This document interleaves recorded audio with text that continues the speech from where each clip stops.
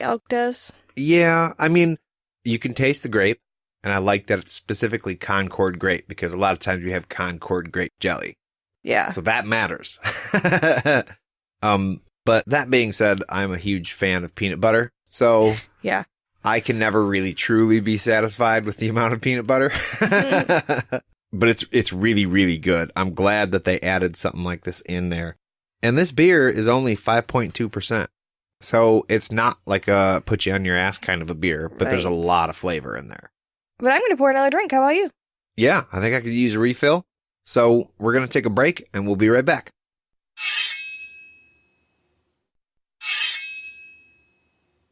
And we're back. And this woman says, I be Addie. Who be you? I love the way she talks. She doesn't speak with the same rhythm as the other people in the book, but it makes you pay attention to every single word that this lady says. Yeah. And it's important because she is a fucking smartass. Yeah, you enjoy paying attention to everything she says. Yeah. Richard gives kind of a shitty answer. He's like, it's 4 friends. Yeah.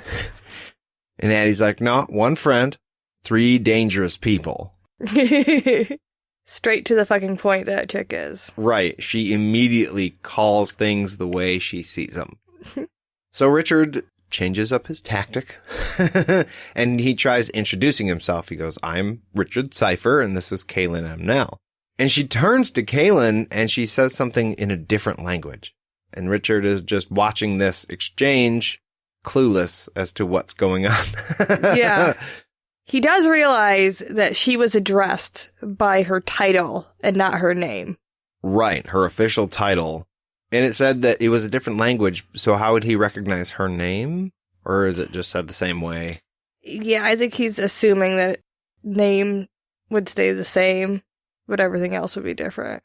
So Addie tells Richard, put words to your need. And he says, we need your help. True. My friend Del Brandstone said he was friends with you. True. We thought it would be fair to offer you some supplies for your help. Lie. And Richard's like, no, it's not a lie. We have your supplies right here. I'm telling you the truth.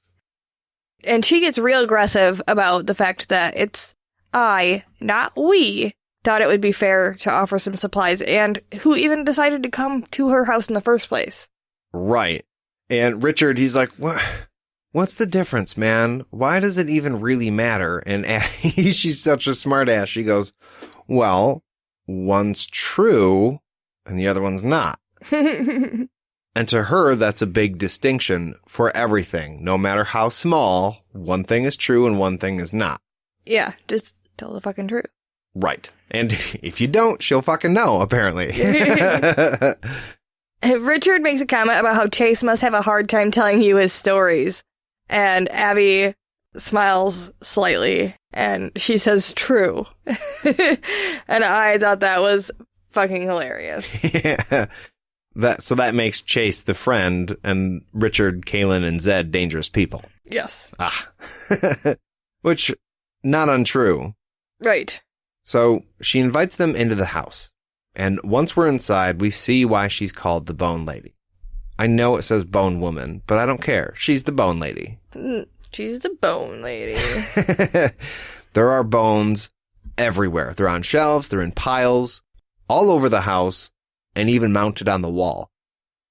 The 2 things that I liked were that some of these things had carvings in them, and some of these things had extra space around them. Like they'd been part of a ceremony of some sort already? That, or it's like art. Oh, yeah. Like, hey, all the other stuff, yeah, but this. Look at this. I like this one. And to her, that might be what that is. Yeah. Even though it's just bones. Which is fucking weird. Right. And at this point, Addie asks who the other passed out person is, and Richard says, my friend, Zedekias Zool Zorander. And Addie goes, wizard! And Richard yells back, my friend! Yeah, it was a lot. I wasn't expecting them to go so hard about the fact that he was Richard's friend. They just met. I think Richard is in a fucking hurry to have his friends helped. So he does not care if it's wizard or friend or that little piece of true and lie, even though that's kind of big. But you know what I mean? Whether it's we or I, he doesn't have time for any of this shit. So he's like, look, he's my fucking friend. You call it what you want to. He's mine. This is done. This is a stupid thing. Just shut up and take care of it. Right. No, I guess I can see that. It caught me off guard. I was like, why are they yelling right now? The other thing that I thought was, is she implying that Zed isn't his friend? I don't know. It seemed like that's how Richard was taking it, with how angry he immediately got about it. Yeah. It's weird. Because she puts her hand on Richard's stomach, and she says he has a righteous anger of the seeker after that. Anger of the teeth. This analogy was a little hard for me to follow. Good people need not fear him. She puts her hand on Kahlan's stomach, and Kahlan has anger of the tongue. All people need to fear her. Right. Well, that's when he is given a vision of the night before, when Richard was about to pull his sword and kill all those men. And Kahlan was able to stop them by using her words. Richard tried to use his teeth, or sword. Richard tried to use anger of the teeth, the sword. And Kahlan just used her mouth. Oh, I see what you did there. Yeah, Richard wants to swing his sword. Richard asked what kind of magic a wizard would use. And she's like, all different kinds. Zed's a dangerous dude. So, no answer. Yeah, and again, he's like, he's not dangerous. I've never known him to be anything other than a kind and gentle person. Right. And to that, Addie's like, true. But he's still fucking dangerous. Yeah. You can be both. Then he asks about Dark and Raw, and she says everything a wizard can use plus the underworld. So he's like, awesome plus. Yeah. They're kind of going around the circle describing everybody's abilities and powers, and I was a little bit surprised he hadn't had this talk with Zed on the way. Yeah. Hey, you're magic. You know what's up with these people. Why don't you give me a little bit more info, see what we're dealing with? But that never happened. No, him and Zed need to have a lot of conversations. Addie, at this point, turns back to Kahlan and tells her she has another power that she hasn't even seen yet. One that her mother was supposed to teach her, but she died before she could. And even though those teachings might be lost, the power is still there, and it's something pretty fucking dangerous. When she agrees, she's like, I don't know what you're talking about. Addie again, true. When Kahlan presses for a little bit more information, Addie confirms that she did know Kahlan's mom, and that she gave her one of the bones from the house, I'm assuming, to her to keep her unborn child safe.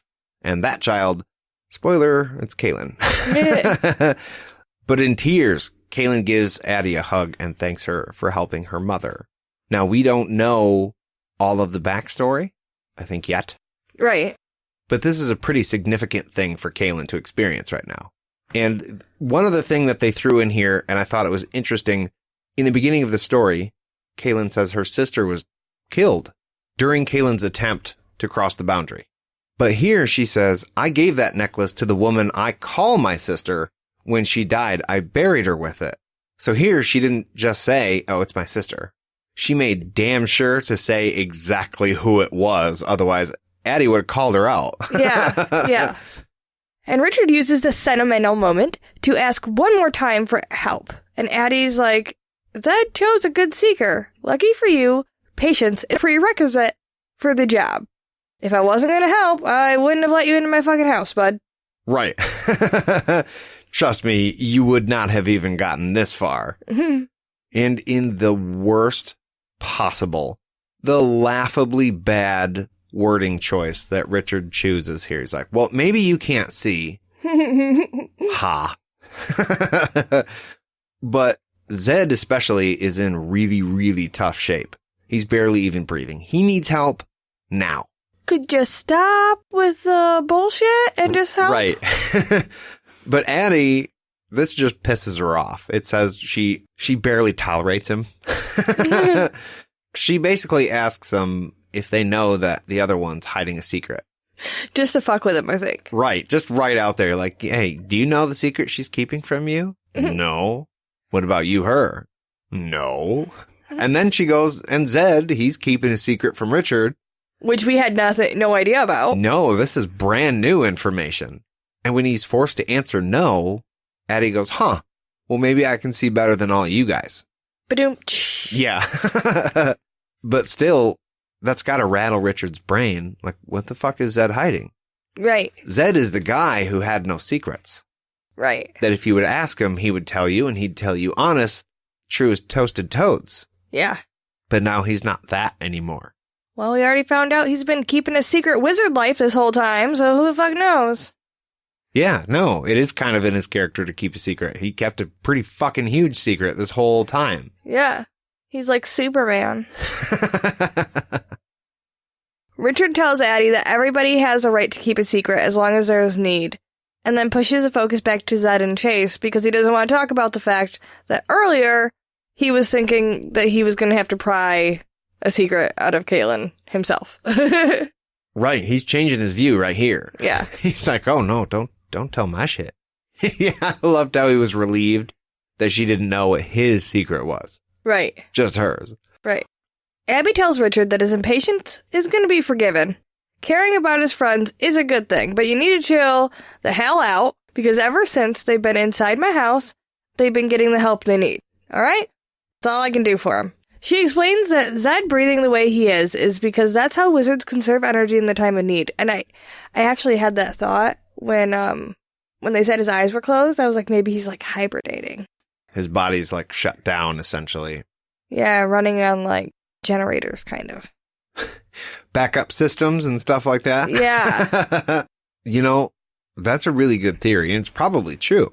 That's what they say he's trying to do. He's trying to conserve energy to keep himself alive. Yeah. That's a really good theory. Speaking of good theories, I know me and you were talking about this earlier, but I wanted to bring this up on air. I was perusing through Facebook earlier when I saw a post by our buddy Sean saying, we know that there's a road between Heartland and South Haven. That's the road that they're taking right now. Mm-hmm. But that before they reached South Haven, there was no other towns. Right. There was like no life of any kind. Right. So Richard says he's never been this far south before. Okay, he's in a place he's never been. And if that's the only town that we know of that's in Westland right now, then where does he bring all the people he guides through the woods? And it was actually a really interesting question. I saw a whole bunch of people commenting on there, and it made me think, for sure. Yeah, I definitely thought he was escorting diplomats from other nearby areas to and from Heartland. It said he was escorting important people. Yeah. That people would seek him out because he was the best. Right. But the more we hear about Westland, it doesn't seem like there's a whole lot of other areas other than the ones we've seen. Or that Richard has traveled to them, if they do exist. Right, exactly. I did see some people say that maybe he was taking them out into the woods just for, like, wood excursions, like hiking. Yeah, I could see that. Take us out into the deep woods and show us some shit that we don't see in the city. Right. It seems strange that they would have said he does that for important people then. Could be that he's doing guided hunts. And that could be too. Rich dudes pay to kill shit all the time. Yes. So I think both of those things are likely. Some other people said that maybe he does go to the town, but he doesn't go the same way that we're going because we're going right next to the boundary. Maybe he goes more into the woods. I don't really know.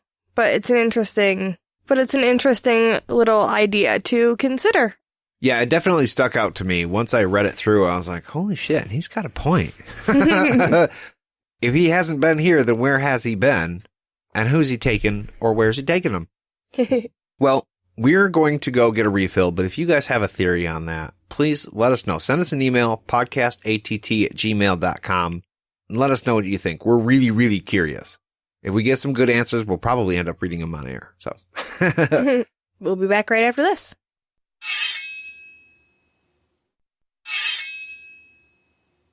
All right, we are back.